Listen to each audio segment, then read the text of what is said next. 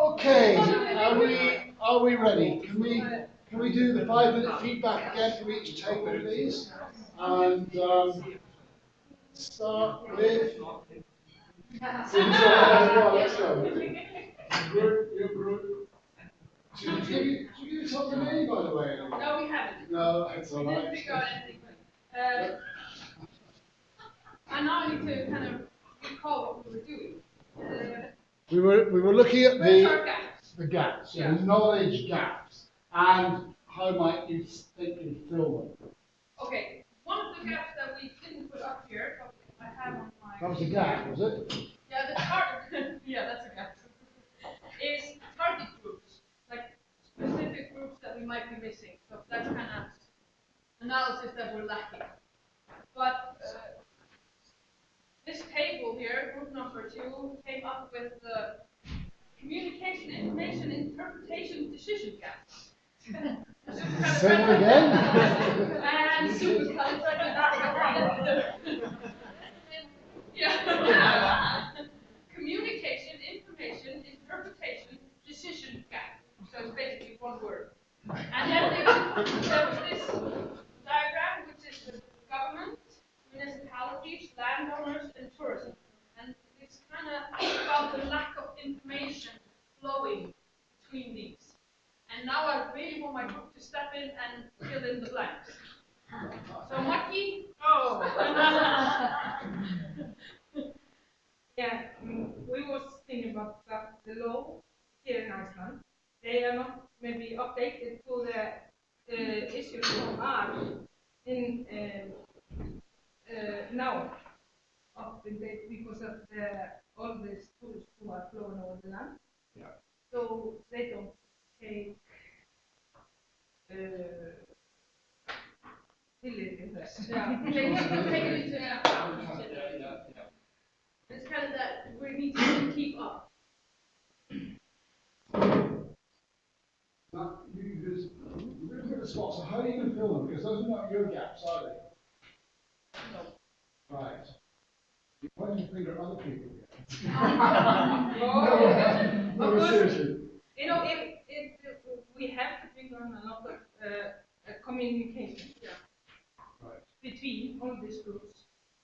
So and we can do that by What about the things that you don't know? Because that's a strategic gap, I accept that. What are the things that you don't know? I think that's the target group analysis. Right.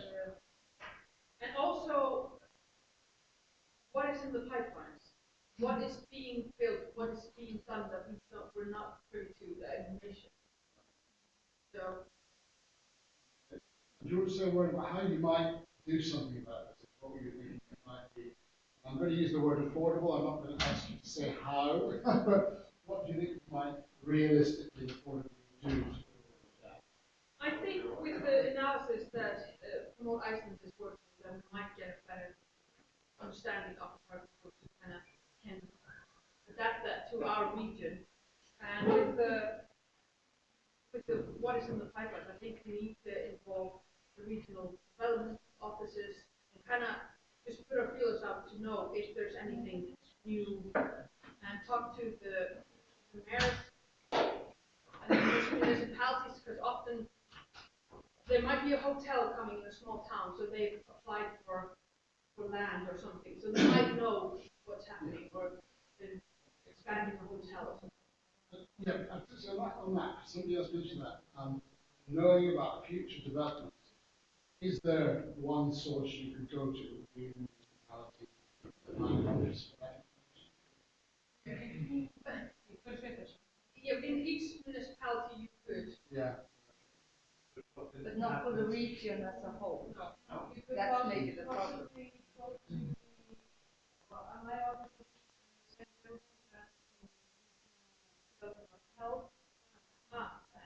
Health inspector. So I sent them a line of pipeline who was applying for guest houses and a list of them. Yeah. But that's not the same list as tourism. database has, and because that's something that we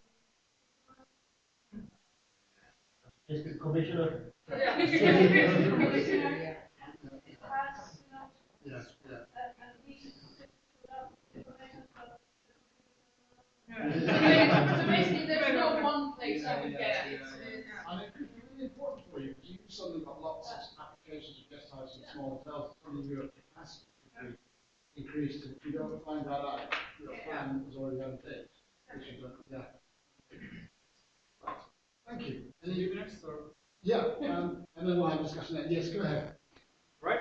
So we talked about what kind of data we need, how we're going to use it, and then is there a gap, basically, between getting the data. So the target group has been covered physically, but the main gap there we feel is who is going to be responsible mapping the regions. So we're going to map target groups and give a tool to map, but somebody has to go out into the regions and do the mapping for the regions. Could be us, could be other, consultants, but that has not been decided. So that's kind of a risk factor we want to address and want to maybe get through. So who's going to do it? We don't know, but at least we have the tool to do it. When you say mapping the region, you're mapping the visitors in each area. Exactly. Yeah. Then we can see, okay, 50% of this target group is actually coming here, and this is what they expect, or what they want to do.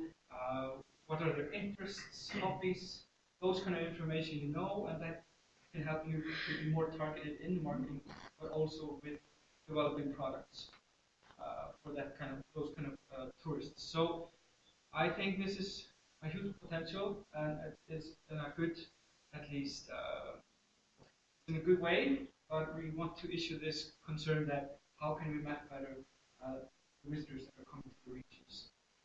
And it should not be too costly. Demand for service, how can we measure that? Because when you're doing these kind of DMPs, you want to know, is there a demand for this product? And actually, something I didn't know, which came from this discussion, is the tourist office is now working on the information centers mapping out the questions the tourists have. So they come to the information office and they ask, where can I find this or whatever. So they actually take the questions and put the database around them. So you can actually see what are the top ranking questions around what they're asking for. So that could be one way to measure the demand, that is ongoing. So that's good. There's not a huge gap there. It's just a problem of using it right and having the right person analyzing and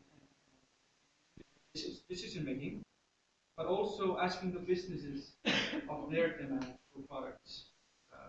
And this is kind of a barrier here, because this is maybe a data they will not willingly give to the DMP. So just in the interest of doing good data but not perfect data, we thought that maybe this kind of data is secondary because it will not be attainable.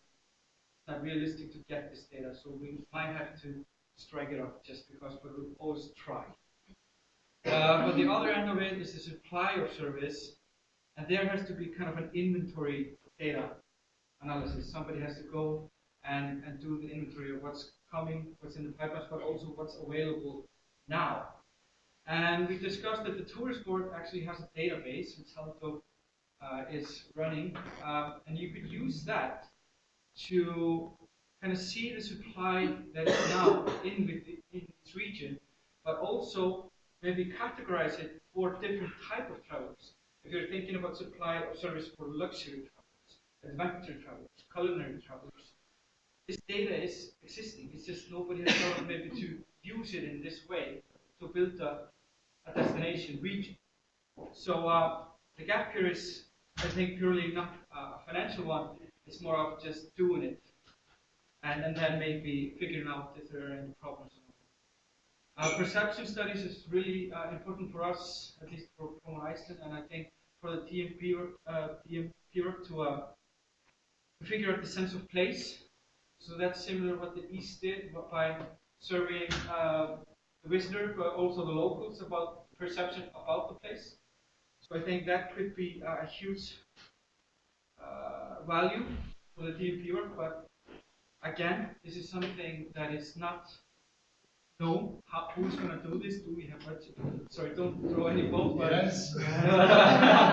But the thing is, who's going to do it? That's the main problem here. That we have to somebody has to be responsible, and but that's again.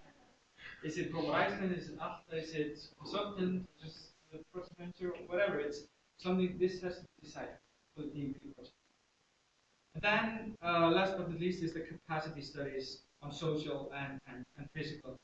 Just recognizing which places are out of capacity, cannot take more tourists than the other ones that need more tourists, and that goes into decision making. And we think, am I right to work with the universities?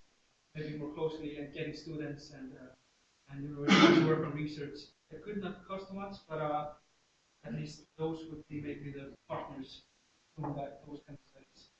And with this, you can kind of get this all dimensions in figuring out the status. We were talking about in our paper that what we actually did for the Pablo. We need a research center.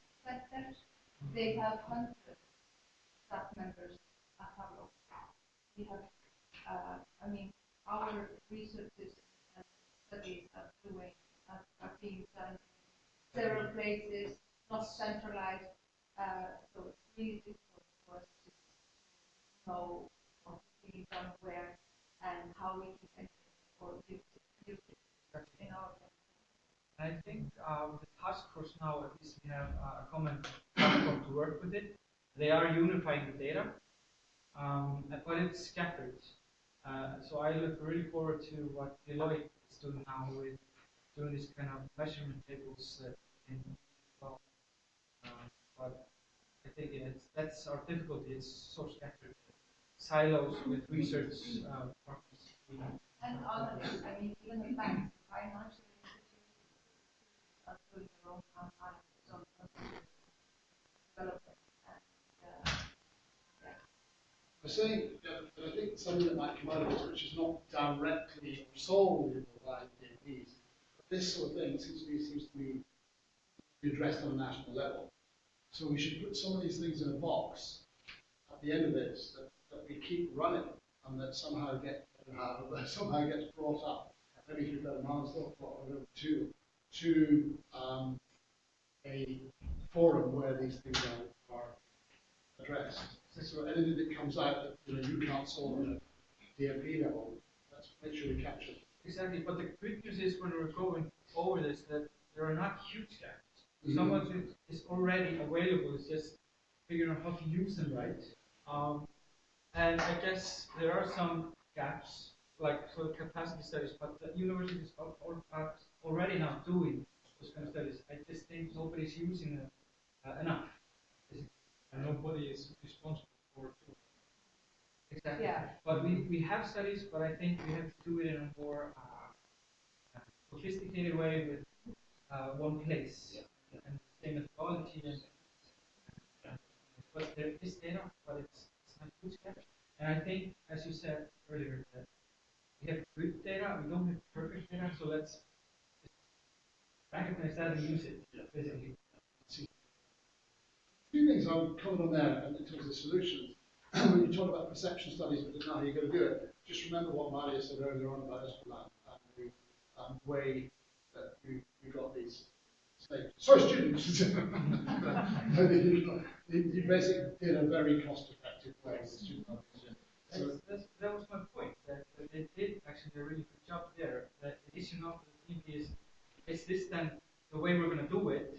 Because nobody has formed like, okay, we're going to do it like this. You have to make a decision. I think those decisions, DMP, are going to have to be at local level. Yeah.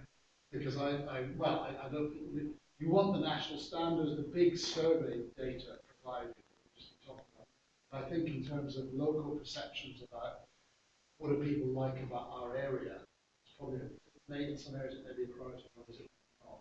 You could decide nationally or between all DMP areas the kind of core criteria, that could be quite a useful thing to come together again to decide core criteria that you might use for a survey. Yeah. But I think it's going to be done alone. No, I'm not talking about that. I'm saying that the DMP projects that are now going forward, that are stuck, there should be a consensus here with this group that we're going to do it in the same way. Yeah. The studies. That doesn't affect the local level. It just say, okay, the project manager is responsible of doing these online studies and also then for the work. It's just the methodology is quite simple there. They have the questionnaires that you could maybe have as well for the project. I know Alt has also done it with Sniper's. Why not find the knowledge there, use the same methodology, so this is not something we have, oversight. Uncertainty of how we're going to do it. Let's just do it in the same way, and if it's working there, it wasn't perfect, but it was good, and it helped the discussion, and that's the main point I'm saying is just need data to help the discussion within the work to make decisions. Yeah. But aren't we using the same methodology? By using your methodology? I'm not That wasn't the methodology. I was talking about the methodology of doing perception studies. The methodology of DMP is what we're talking about. But just this little thing about doing perception studies, we already have knowledge of how other regions have done it. Why not using that, taking out the questionnaires that they have, and do it in the same way? It was cost effective, and it was good for the discussion. Then you have the right comparisons between the regions, asking the same questions. So yeah. I think that's the main point of having market tools doing the DMP work very closely together. So obviously we will discuss what methods we use to work. Obviously similar methodology. So the research is not always obvious, and it's just input that I think that could be helpful to do using it. I think it's a really important issue because you can save a lot of time and cost by developing together. And you do meet every 2 months. Roughly every month. So I mean, maybe these are things that could be standing items on your agenda that could be brought up and solved. But I think it's a really good point. Why should you invent the wheel? Reinvent the wheel 3 times, 5 times. And it's not going to be the big perception study. It's more the perception study for the work group. And it's like everything. You may have something you said. This one's got a good template. You may over time develop that and add things to it and change it. So great.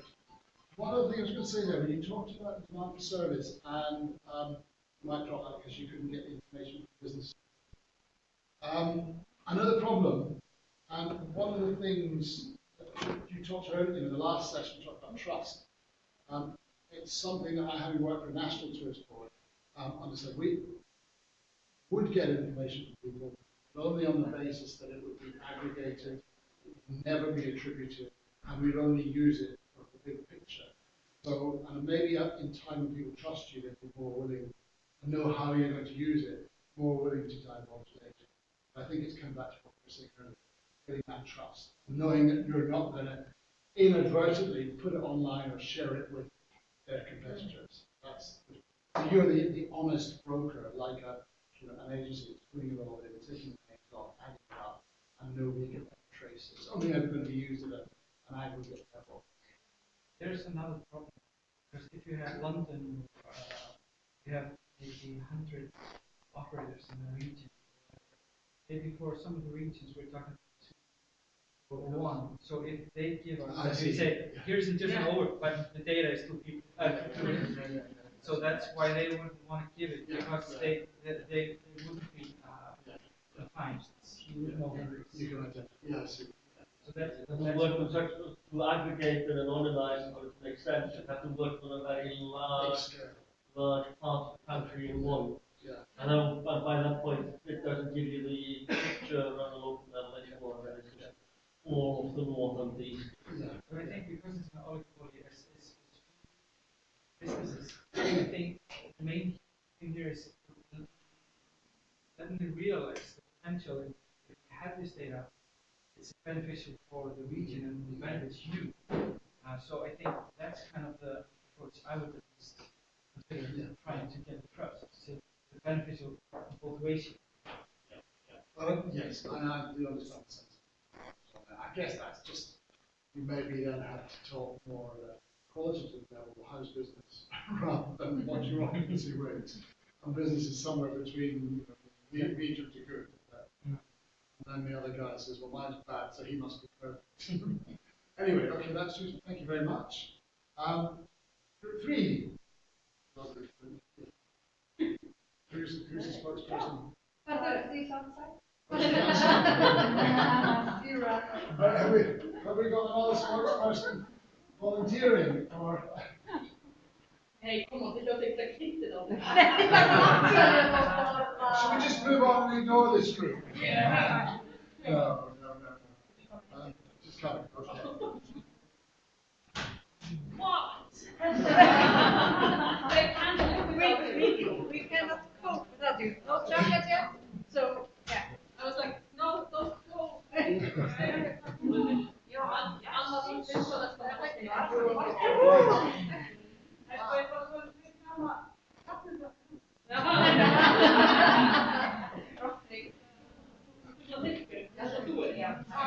I missed all the talking about what I was saying. It was about data.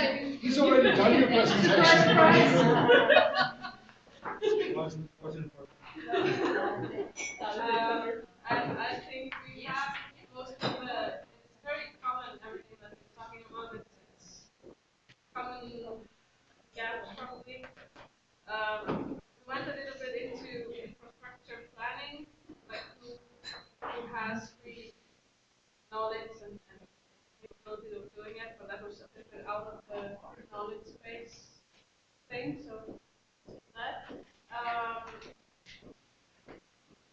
We went into the knowledge of our visitors, you know, who are they, where do they come from, are they just day tourist visitors, or are they staying in the region, what are they doing, what are they spending their money into, and where do they come from, and it's basically, we have good, or it's not always building up good data for Iceland, but to be able to, like, identify the regions better.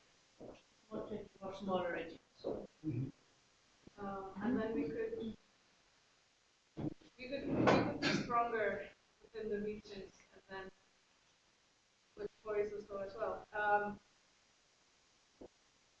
We would like to know more about what motivates people to come to Iceland, to come to our region. So, where you know, after the DMP work and everything, we know who we are and what we represent. Who are we talking to? Who will be motivated by us? And they went into the knowledge of the services or of the infrastructure, what's going on in the region. For example, the marketing office is usually the last place who get to know the person in hotel. Running for 3 or 5 months. Or strange with businesses that they don't actually tell people about that they are, you know, on the market. And like I told you before about the health inspector and everything, they actually told me there is like a plan they have already done, but it's not. District Commissioner. Their computer says no. They want to have it on paper and they want to old fashioned. So they're not using this system that they have already planned for. For some regions, we need to know more about the attitude towards tourism.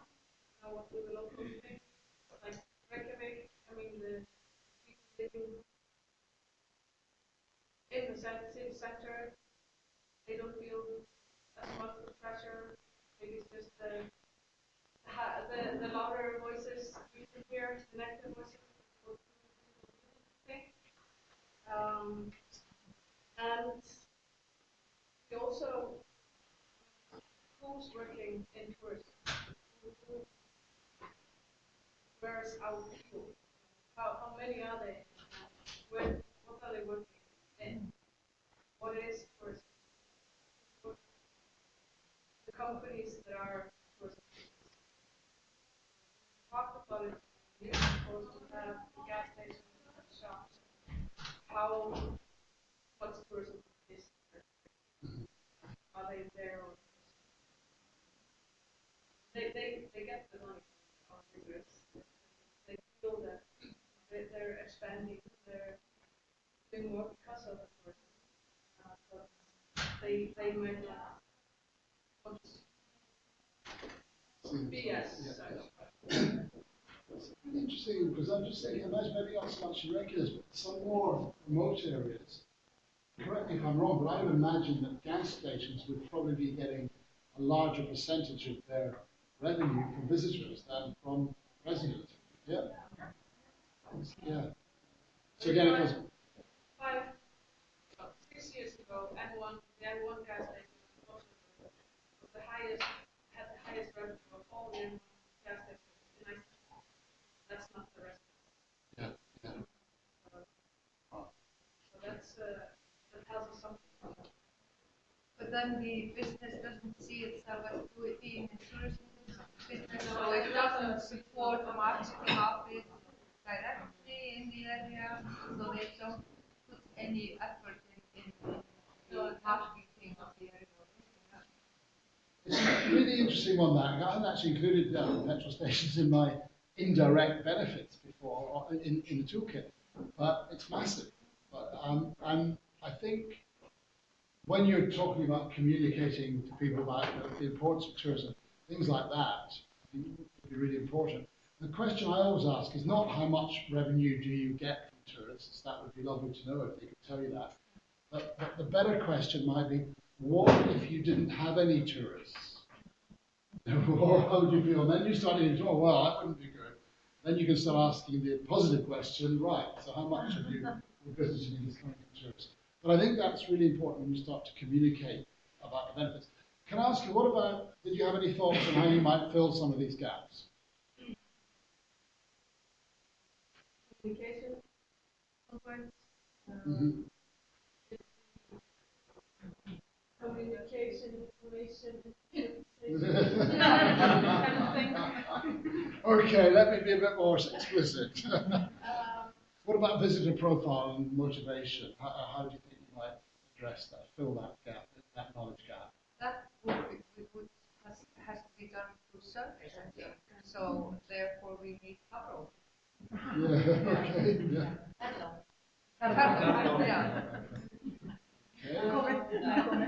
I mean, some of these things we cannot do alone as a region.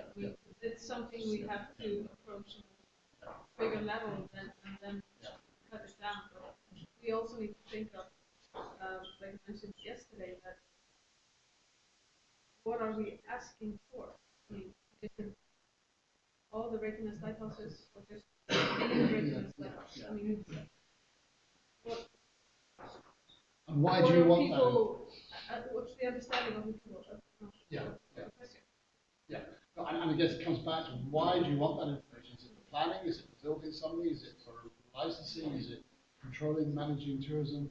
So, yeah. For planning and marketing. Yeah. For tourism, the workforce to know how many people are working in tourism. You always need to contact the companies. How many people are working there? I think you always do it like on person to person basis. Almost. You have to do it like that. Yeah. Is there any? Grab hold of it. Is there any overriding ministry or department in the municipality that would be looking at labour and workforce numbers like that?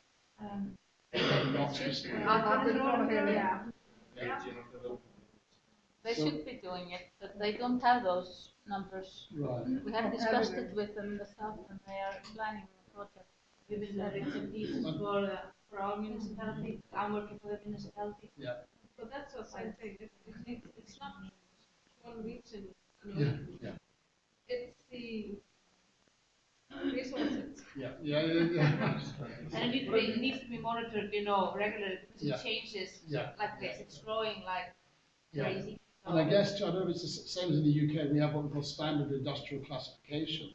And people working in tourism are across all those classifications. So even when you look at labour structure, it doesn't help you. Yeah, we did it in 2013, and then we saw we were on, it was the same for fishing and tourism. But now, tourism is grown up really fast. Do you know how much of that is local indigenous labour force and how much of it is foreign? Yeah, we did check it. I can't remember. Yeah. But we had, we did into like foreign employees, which is actually good for the municipality because then they're registered in the municipality and we get the food shop. Oh yeah. But like with younger people who are coming working for a few months, we don't get anything. The regional development agency are working together to gather those information. It's very difficult. Get the information.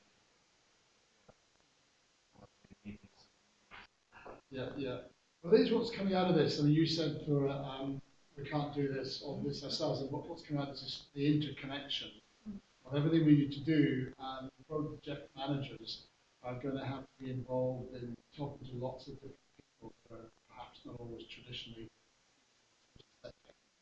And that's up to your priority. Okay, thanks very much. Anybody want to add anything or say anything about what any of the other groups have said? Some similarities there, particularly the most common thing, understanding who your visitors are, but also understanding what new developments and products are coming up. It's quite a surprise to me that you don't that's not easily available. Okay, right. Let's move on because we still have quite a few. So we're on to now where do you want to be? And the key steps here are, this is kind of standard business planning stuff. I don't propose to spend much time on this, other than to try and clarify the differences as I see it. And remember, some of this is my spin. I don't think there's any complete, universal, ideal way of doing this sort of thing. So I put my spin on this. I always get confused between vision and aims and objectives. But this is how I'm trying to clarify it for DMP. A vision is where it's the big thing. Where do you want to be in 3 years' time? It's maybe we actually want to stop people leaving our community because they're all going overseas or they're all going to work in Reykjavik or whatever. So we want to maintain the community as a sustainable community. That might be one example of a vision. So it's the big thing that you want to achieve. So I'll go through this and then we'll have a little debate on it. Strategic aims are saying, well, if that's what we want to do, what's the big picture aim? What do we want to change? So to create a sustainable community, we need to create jobs. Without jobs, people are still going to leave. So that's one example of a strategic aim. High-level objectives, and I'm already confusing myself here with all this, but is really, okay, to do that, where should we focus our efforts? And a major objective here would be, right, to create jobs, we need to get more visitors all year round, otherwise we can't sustain jobs. So, because we'll just have part-time jobs, people will come in the summer and leave. So that's how we might be led down this hierarchy of objectives, if you like, from the vision. And then we have our targets, key performance indicators. Those are the things we're actually going to do. So in order to get more visitors year round, maybe we have to improve the quality of our products. Maybe we have to put on festivals or new events in the winter. So can you see how there's a logical flow here and how the difference between these things? Even when I don't look at it, I'm confused, honestly. I look at it and I go, oh yeah, I've got it. But it takes a bit of thought because I think it is important that you have the big vision that you're not just doing tourism because you want more visitors. You're doing it because you've got a big a BHAG, a big hairy action goal. You want to create a sustainable community. Or there's we've got an action plan example in here. So another might be that's keeping the community alive. Accelerating economic development, or another one might be to minimize the negative impacts of tourism. And each of them will lead you, if that's your vision, each of them will lead you on to a different set of aims. So we'll look at the visions, some examples of visions in a second. And I have to say, before we do, most visions are very similar. So the output at this stage is a clear shared vision, shared with stakeholders for the next 3 years, and it's saying, where do we want to be in 3 years' time, and what role will tourism play in that? And so just some more supplementary questions. What kind of tourism, what changes do we want? And I'm going to give you some examples of visions that are good and bad, but here's one from the Cotswolds in England. And spot the similarities and spot the differences. So they're saying we want it to be a vibrant year-round destination. Their focus is mostly on visitors who enjoy high-quality, authentic experiences. Tourism makes an increasing contribution to the economic, social, and environmental sustainability of the local economy. So we've got visitors supporting the local economy, which is a reasonable vision. Then we got in Wales, in the UK, Carmarthenshire say it talks much more about the community. Develop a prosperous visitor economy based on our strengths and character, higher spend, local income, enhances image and improves the quality of life for local communities. So their vision is much more rooted in a community-driven vision, or community-driven spirit. Then we have another example, Greater Lincolnshire. Similarly, tourism will have made a positive change, delivered growth, safeguarded and created jobs, driven investment, and had a positive impact on the quality of life for residents. So there are many similarities here. This is what I mean about the big vision. It's about saying what kind of place you want to be, who are the beneficiaries. And you'll see the common threads will generally be things like words like sustainability, quality of life, local communities, visitor expenditure, value, those sort of things. I think those are all pretty good visions. I like them better as they go down because the focus gets more on local people and how tourism will serve them. The first one does a bit, but the focus is a bit more on visitors. Does that make sense? But I think that has to be something these are relatively succinct. They're relatively jargon-free. There's one which I quite like, but I'm not sure it's as good as it could be. An example I gave in the toolkit, which the Cornwall's Tin Coast in England, it says, its vision is to remain special for the people who live, work and visit here, and for everyone to contribute to its long-term sustainability. Quite snappy, but not as good. Yeah. I'm just wondering, you're saying you like it more as it goes down. Yeah. But you also said that you want local people to look at tourists as people. Mm-hmm. And in the last one, I sense nothing about tourists, but just the personal gain of the destination. Mm-hmm. I really feel it should be both ways. Yeah. So I'm not quite certain I'm yeah. agreeing with you there that I like the bottom one better. That's a fair point, yeah. Because the top one goes into the local economy and also benefits local people. Yes. But understanding it's also dependent on the people that visit. Yes, yes. That's a fair point. What I'd say that the Cotswold doesn't do, it talks about economy, I'm a bit detailed here, but it doesn't talk about people and communities. So I like the fact that quality of life is mentioned. But yeah, it's a fair point. It's a fair point. But I think I think it should be something that people can see is going to benefit them locally. I'm just saying it has two posts. Yeah, no, absolutely right. But I mean, any of those would work, I think. But Anyway, so which do you prefer? You prefer the first one? I think I like the mixture of both. Yeah.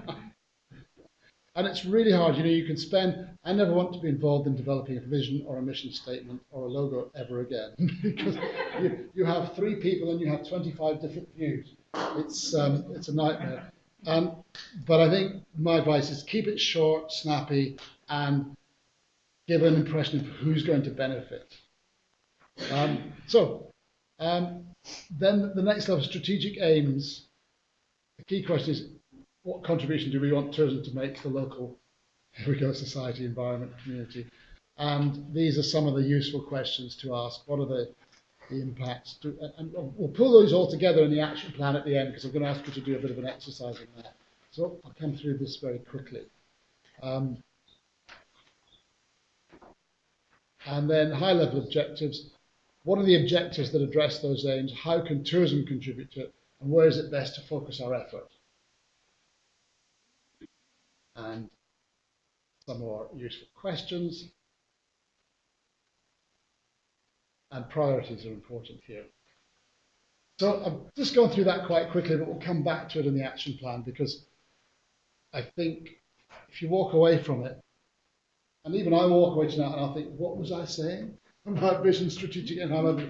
But I think when you see it in front of you and there is a flow, and that's important when you're developing the plan, then it does follow. So how do we get there? The key steps are, as stated at the beginning of the toolkit, and we'll go through some of these, the more critical ones. So this is probably one of the most critical questions. I keep talking about it, we've mentioned it several times today. What type of tourism do we want? What contribution do we want it to make? And what impact do we want to minimize? So the questions are, firstly, what opportunities does tourism offer us? What challenges does it bring? And what type of tourism do we want? And that means, it's about back to visitor profiles, what visitors are going to not just give us the most money, but enjoy the destination most and behave in a way that we will appreciate. And it's that balance between giving them what they want and making sure they deliver what you want. So we keep coming back to the coaches. Do we want people that are going to come in and look at our ponies and use our roads and walk on our footpaths and pick flowers, but spend no money at all? If those people are likely to be day trippers, as they are in the New Forest, or if I'm avoiding the elephant in the room here, okay?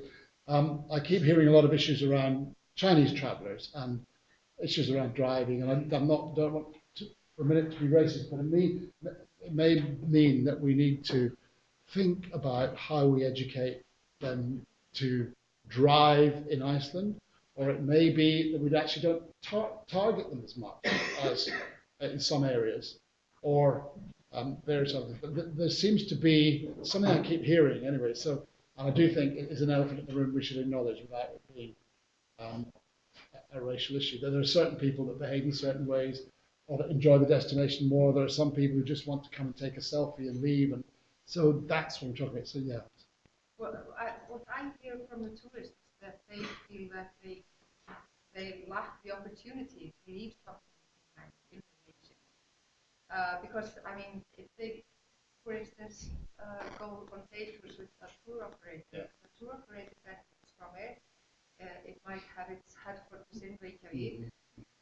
You go to see the nature wonders, and you even don't eat, or you eat at a local place in where maybe the tour operator is running for it by itself.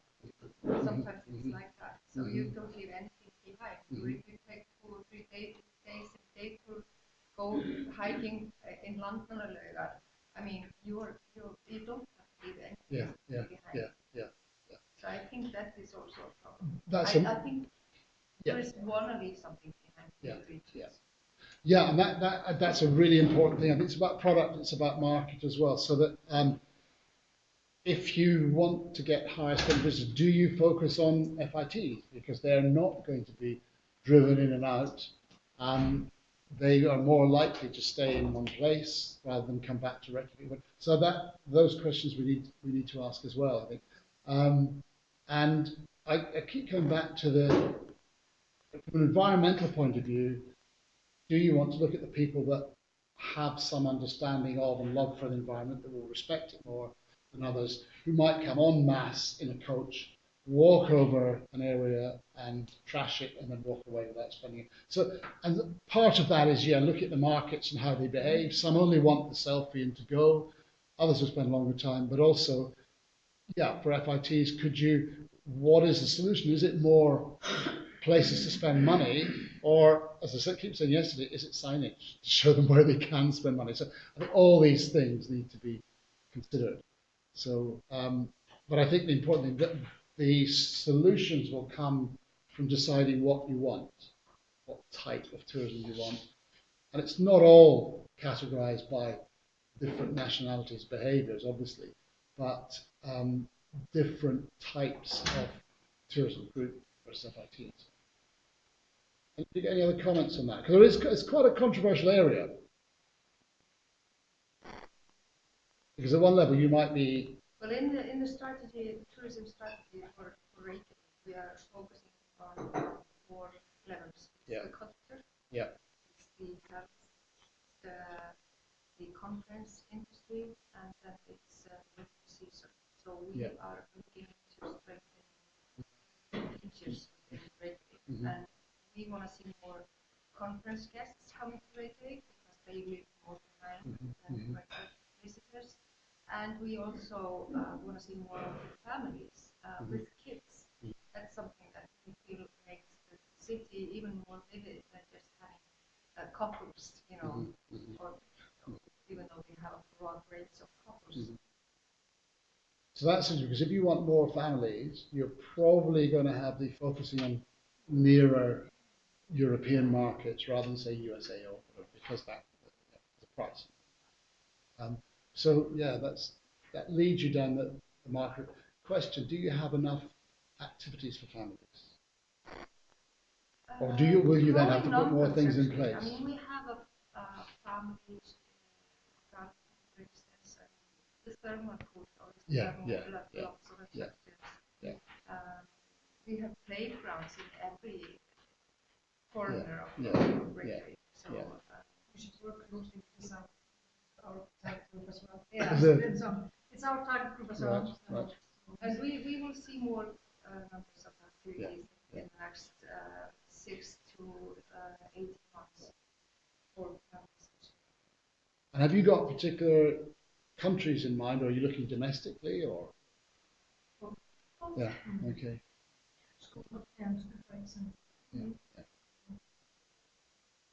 So you have a clear idea of what type you want. Anybody else got an idea of the types of visitor they want? Well, we're also looking for luxury visitors, and we were nominated, or we got the nomination of the luxury European luxury travel destination in 2017. So that's beneficial for Reykjavik as well as Iceland. That's being seen as a luxury destination. Yeah. That's great for the brand.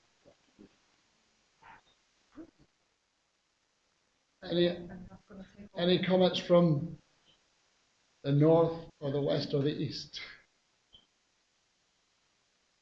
Target groups. Yeah, we have 4 selected countries that we are focusing on. That focuses a lot on where we get flights from. right. Obviously, in our region, and then we focus on groups of adventurers and older relaxers. And those fit very well the services of the region. Good. So you've all put some thought into that, so not just because of volume potential, but because of the Our goal is to have tourism stay longer in the region and to travel further within North Iceland. And therefore, we have also focused on projects like bird project. We know birds stay for a longer time. They respect the nature and also come with families who spend one year. Focus on the ski market because it's out of high season. And focus on food because it's also out of high season. Great. Okay, thanks for that. one of the examples I want to give in terms of, which some of you saw before at the third Analysis Conference, but was in terms of transforming the destination. You probably know all about New Zealand, that their tourism was actually driven by a decline in exports, so they used a disadvantage to their opportunity. Years ago, when Britain joined the European Union and New Zealand exported 75% of its agricultural products to the UK, suddenly they lost all that. So they had to think very hard about what they did for their natural produce, not for tourism. They were far away from their major markets. They had an old-fashioned image, and they transformed their whole image from being an old-fashioned, faded place to a fresh, funky adrenaline tourism capital. And they probably still have this reputation from being really old-fashioned. Within about less than 20 years, they've transformed from being old-fashioned to the world capital of adventure tourism. And they differentiated, first of all, their food produce. And that's why I think there might be some interesting similarities with Iceland, on the basis of quality, because they realized they couldn't do it on price or anything else, being so far away from markets now. They changed attitudes from this rather dull, boring country to a really cool country, largely through a lot of backpackers who went down there. And if anybody ever tells you, we don't want backpackers because they just don't spend any money, tell them to look at New Zealand. They not only spend a lot of money, but they come back. So that was part of the transformation there. They increased their produce sales, but on doing that, getting a younger market, demand for activities, development of skills in outdoor activities from bungee jumping to skiing or whatever, they rejuvenated their tourism product and they had massive growth. And now their tourism image drives the country image. It used to be, as I say, a really old-fashioned set place, but now it's very strong. There's a huge synergy between tourism, produce, sport. With this, you're probably all familiar with this 100% pure logo. The irony of this actually is that it started off, they tried to use it for natural produce like butter and lamb products. And of course, in Germany and the US, consumer protection legislation is so strong, nothing is 100% pure. So they couldn't use it. And it was interesting how tourism then stepped in. And again, that's what I'm saying, there seems to be potential parallels here. Tourism stepped in, took it over as the logo, or developed it as a logo for tourism. And there's a sort of backwards transfer, if you like, in terms of a halo effect of the association of the 100% pure ecology and environment onto the food produce. So even though they can't use this for food, the whole agricultural produce business has benefited from it. So I'm just sort of thinking that there are similarities in terms of quality of food in Iceland, the importance of food to tourism, and maybe areas of synergy. But I won't go any further than that. And so, yeah, questions about what kind of tourism do we want, where will they come from, what balance is acceptable, because on the one hand, we talk about luxury visitors, on the other hand, we might talk about coach visitors, but businesses are going to require a mix. I keep saying that in remoter areas, if you have a luxury hotel, it won't keep a restaurant or a shop open, whereas if you have hikers staying in a hostel, you'll have many more of them who might keep the restaurant and the shop open. So you need a balance between different types of tourism.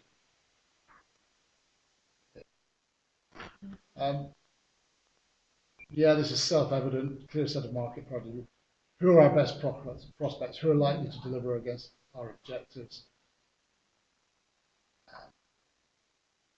This is about understanding our target markets, which we've identified as a knowledge gap. And then we come to, having done the destination audit earlier, we should have developed a clear sense of an idea of what improvements we need to make to ensure our destination is competitive. We've looked at a competitor analysis. We've looked at where we don't have the right products for our target markets, and we need to start thinking about how we're going to fill them. So is the destination product offer fit for the markets we want to attract? And is there enough for them to see and do? It's, I guess, what Ashola was saying here in a way. they may want to stay in a place and spend more money. Is there something, other places for them to spend money? Are there enough restaurant shops? Always a difficult one because nobody wants more competition. That's hard. What improvements do we need to make to the destination offer? And again, just looking at another change in destination offer, how another destination has done it, and this was about extending the season. In Scotland, I think it's similar to what you've had this year. We had, years ago, many more snow days in Scotland, and then suddenly, not suddenly, gradually, snow stopped coming and we had less and less skier days. And ski areas, I won't call them resorts, but ski areas had to look to diversify because they weren't getting the snow to get the business. And interestingly, what they did here in Loch Arbor, which is the area around Fort William in the Highlands of Scotland, the challenge was the snow was unreliable, ski days were declining, and what they did is they introduced mountain biking outside the main season, and that extended. When there was no snow, they had the mountain biking product. So they developed mountain biking spring, summer, and autumn, and the result was that they developed year-round tourism, and they bid for hosting the Mountain Bike World Cup, which they've done 12 times. Once they've hosted the Mountain Bike World Championships, and they also have orienteering. You know what orienteering is? You have a map, and you follow the map, and it's a bit like geocaching, but it's not. You follow the map, and you get clues at different grid points. So it's quite You hate it? Yes, I'm very interested. Did you have to do it at school or something? No, I sometimes have to do it when I have birthday. When you have a birthday? Yeah, my boyfriend does it. Do you punish people on their birthdays here? But I think this has got a good example of extending the season through product innovation. Again, through necessity, because the ski days were getting shorter. So, in looking at the offer, a lot of this information I'm going to go through quickly because this should have come out of the destination audit. We should know who our target markets are, what they'd like, whether we have the products they want, whether we have to improve them, and then keep coming back to, do they reflect our sense of place? And are we proud of how we present the destination to our visitors? So we then go through at this stage, I would suggest, the same customer journey that we did in the destination audit, but from a point of view of what improvements are needed. So we went through this in the destination audit to find out what we've got, but here we now should be saying, what improvements do we need to put in place as we go around, and asking the same sort of questions. Minimizing negative impacts, which can be quite big, I think, in some parts of Iceland. We really need to, this is about being honest and asking what negative impacts does tourism currently have, and what might it have as we look at future growth potential, future trends, and what measures can we take to minimize them. I think we've gone through quite a bit of this. Just give me a second here. So I don't propose to spend any more time dwelling on it, but unless there's anything you would like to discuss, I think it's quite clear we've talked a lot about it. Any issues about negative tourism impacts that you have in your areas that you feel we've not really talked about? Maybe the impact on domestic tourism. I don't know if we should talk about that. Yeah. Domestic tourism is declining. Because of visitors from abroad, because prices are getting really high, and the tourism companies, they don't need to focus on domestic tourism, and this then impacts the how locals income. They feel that they are not welcome anymore in their own country. So I don't think we can address this a lot, but it's interesting when we go, like when we have a talk at universities, the young people are thinking, they always address this issue. Why is tourism not thinking about domestic tourism? Why are you not promoting for domestic tourism? So your concern is that people start to think as tourists as foreigners, and they're not tourists, they're not welcome in their own country, and therefore they might start thinking, treating foreigners different, tourists different. Yeah, they might do that, and also I think in many areas we rely on domestic tourism. Off season, yeah. We were discussing like fishing industry. Angling. Yeah. Which is a very mature and high value segment of tourism, but what we don't spend a lot of time talking about, because the market is there, it is developed, the people come, they stay in the same place for a week, and they spend a lot of money angling for salmon. But they're not part of tourism, and it's the same like in North Iceland. I think in Akureyri, for example, hotels will not either if we didn't have domestic tourism. Reykjavik people come there to ski. So we cannot forget that. What do you think? Well, just go to angling. Is angling mostly domestic? Or no, it's mostly foreign. Yeah. But I mean that fell into kind of a discussion on what is on the edges that we don't really count. Also because there is some regulation so they build up these lodges, the angling association, for the anglers and the guides and so forth. But those lodges, which are often luxurious accommodation, you have to, if you are going to use them for anything other than angling, so for anything other than the 10 weeks out of the year where the salmon is there, you have to go through a local consultation process. So any local hotel, for example, can say, no, we don't want the lodge to be open outside for regular. Which presumably they say all the time. Which is exactly what they say all the time. So you have these assets that are kind of just sitting there, which maybe could be used for something or could not. But in the, because I come from the northwest, where most of a significant proportion of the biggest angling rivers are, and we saw that room night charted, we only get 2% of the room nights. I don't think the angling associations are with their own, for example, right? Because that's a lot of room nights, and those are very valuable visitors that we completely miss because we don't look at it. Right, that's interesting. The very first time I heard of Iceland as a tourist destination, the very first tourist I ever heard of coming to Iceland was our Prince Charles, who came here fishing. Does he? But and in most countries, angling is a very lucrative form of tourism sector. Do you have any analysis, or maybe we're getting back to this question about statistics on how much it brings in? Because it would be really good if you could do, that's what we're talking about, an analysis of what different motivations to angling, marine tourism, whatever, bring in. Because then you have something to lobby with if you want to keep rivers open or whatever. Because we are into rivers, I think also because angling is really popular, people like Prince Charles come for angling in Iceland.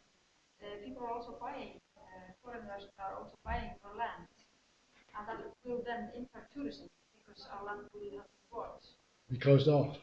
Closed off. Is there any debate about that nationally?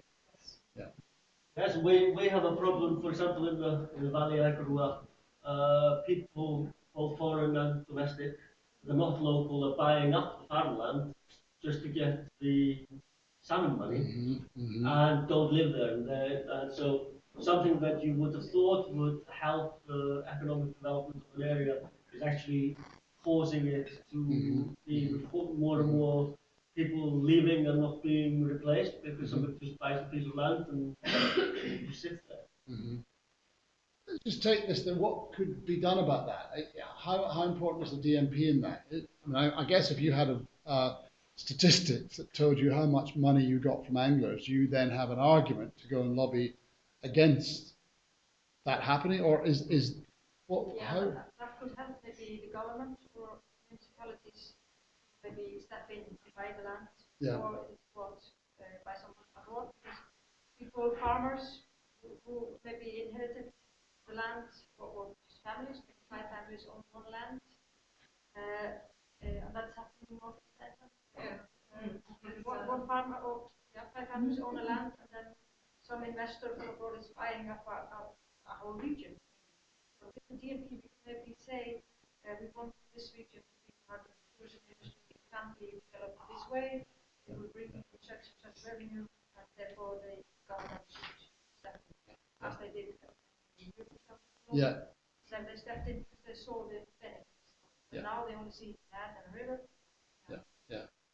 It sounds to me like it's a serious potential threat to tourism, which hopefully, I mean, it's a hard one to fight, but hopefully might be another argument for DMP to actually have a voice. There's been discussion that you shouldn't be allowed to buy farmland and not have somebody live or work on the farm.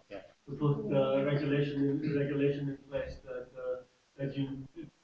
you're allowed to own it and not live there yourself, but somebody else has to.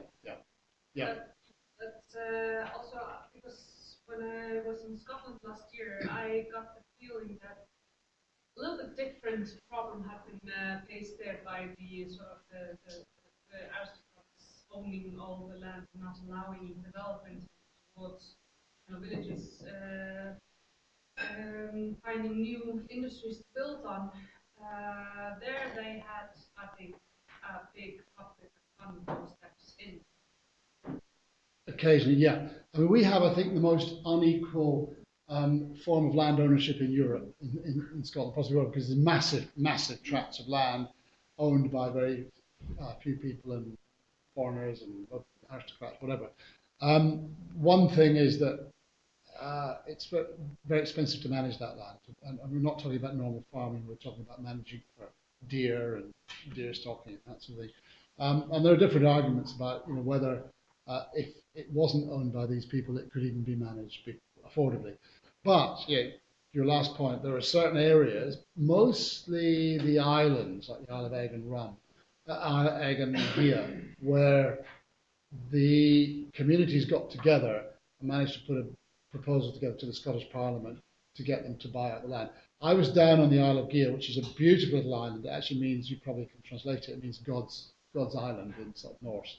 And I was talking to, there's one hotel there, and the big problem with that is they don't know, they haven't got enough business. They don't know how they're going to sustain it. So they bought the land, but it looks like the whole hotel. So there are all these issues. So it isn't an easy problem, but I think it does sound to me like there's a serious potential threat to tourism in rural areas that should be highlighted in the DMP, not politically, but commercial or from a tourism development perspective. We are a little bit difficult position in that sense because we're part of the European area, and with that, basically anybody can buy land in Iceland without, if Iceland doesn't put up a specific legislation hindering it. But there is more control if you're coming from outside the European economic area. So there is also this, based on our core agreements we have. Yeah, you don't want a Brexit, but No.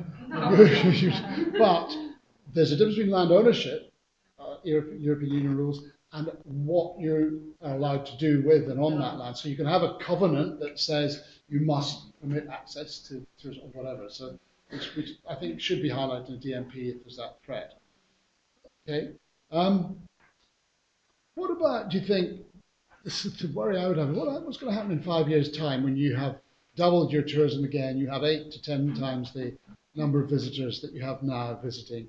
Some of your more sensitive staff, sorry, I beg your pardon. No, I don't want to say anything. You did. It's, I think it's something that needs to be addressed, about that, if it's a salmon river or just a farm, Airbnb, it affects the locals and the attitude towards tourism. If the locals feel that the farms are being mishandled, I mean they're not being harvested by a farmer or not allowed to be harvested, we are not allowed to walk the national trail, or it's a lot of things that you have to take into account, and the with the DMP, the municipalities have the opportunity of making some kind of agenda towards this kind of structure or development. Yeah. And it sounds to me like maybe it's one of these big issues I'm saying we should put in a box for discussion at an appropriate forum. If disproportionate forms of land ownership are going to restrict the development of tourism, it's a national issue that perhaps needs national legislation or debate. I don't want to see you rolling your eyes and a preachy revolution here. But no, it's, I guess we're going to take a holistic view. The DMP should take a holistic view of all the threats to tourism. You may never solve them all, but at least you have a realistic appraisal of them. I was thinking, like, this is a bigger issue, but it's also concerning food production. Like, we are far behind the other Nordic countries in restricting people from selling their good land to, like my experience, that they have sold a lot of nice, good farmland for cottages. So one of my municipalities has set rules that you can't do that anymore. Right, just one. Right.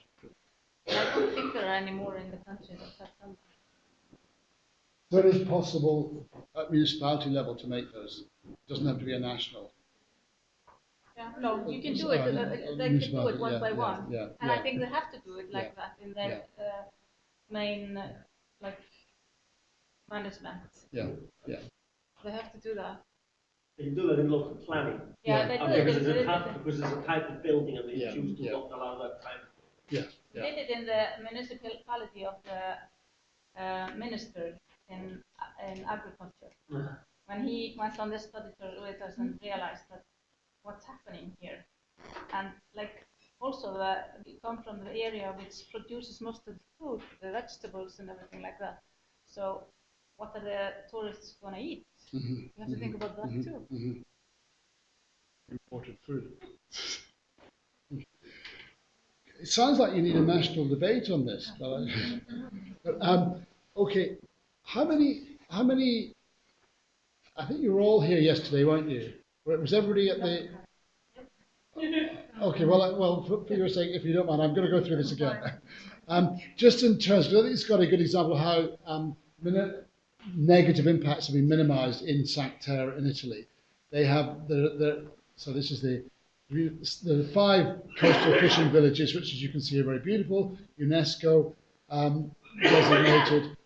They have the problems we've been talking about: massive pressure from cruises and coaches, and a lot of genuine environmental damage, congestion. Residents have lost tolerance. Visitors don't even like it anymore because there's too many people. And the solution they came up with was this card which gave people access to paths and sites and a bit more of incentive, the train and the bus, to try and get them on a train and a bus rather than driving in. But they also tried to educate the visitors by producing guidelines. And we had examples yesterday of how you can do this nicely rather than tell people, no, you can't go here. And I think, again, Mr. Lambert talking about how you're saying, instead of saying don't camp here, please move to where you can, where there are, where we like you camping. So you're getting them on your side. Interestingly, what they did though was they set a limit. So the ways you can control these things are usually by pricing, by quotas, by legislation, or regulations. So they put a limit on the number of visitors they'd allow in, 1.5 million last year. And to monitor that, they put counters on the roads. And they then started selling advance tickets rather than, so you couldn't necessarily just get in. So that, again, sorted out the traffic flow a bit. But interestingly, to make it more helpful, they developed an app for visitors which showed the congestion levels. So if you're planning to go to these areas, you can look at the app and say, well, Monday's really busy, Tuesday's really busy between 10 o'clock and 3, but between 4 and 5, it's not busy. So you actually push the, in a way, at least the opportunity to manage congestion, you start to push it back onto visitors by giving them the app that helps them decide when in their best interest to go. I think that was apologies for those of you who saw it yesterday. I think that was a really creative response to a rather desperate problem. So again, just food for thought. So this is again just questions to ask. I'm not going to go into those. And now I think we're up to break time. We have a quick 15 minutes for bottom and coffee break. We'll come back to you.